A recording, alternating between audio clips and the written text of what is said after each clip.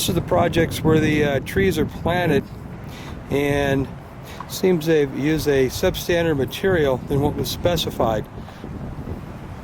So we can see here a thin wall root barrier material, polyethylene, approximately 20 to 40 thousandths have been substituted throughout the location.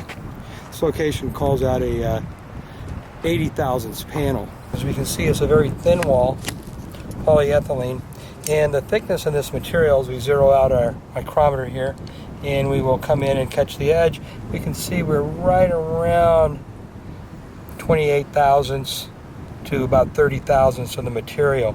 This kind of jumps all over the place. The specifications of this material itself from the manufacturer calls out, says it's a 40 thousandths material, but due to the way that the product is made, vacuum forming, it makes the walls very thin, very open to penetration.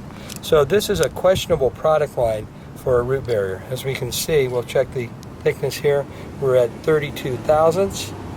It should be 40, but we're at 32. Then we'll check another location throughout the same area. Here's another location on the project where the polyethylene roll material, approximately 40 thousandths, is being used. Unfortunately, this project is calling out a 80 thousandths polypropylene panel, but as we can see, what's been used here is the new polyethylene rolls manufactured by Villa Landscape. Let's check the thickness out on these materials, see where we are. They seem to vary. This happens to be 33 thousandths, as you can see here in one location, and possibly 32 on another. And the critical areas where the installation can be a problem would be here and here. Should a shovel glaze the material, if it's not holding the thickness of 40 thousandths, it's a good chance this could be punctured easily.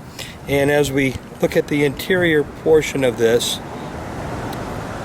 we're holding a 5 to 6 thousandths in thickness.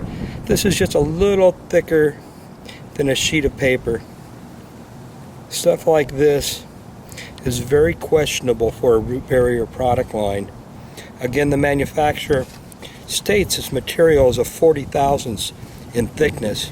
However, once the material is closely reviewed and checked, you'll find the material holding thicknesses of 15. Some manufacturers, at the cost of their customers, use a much thinner material, and it will be passed off as a material referencing the specifications. This material, for instance, doesn't even meet its own specifications.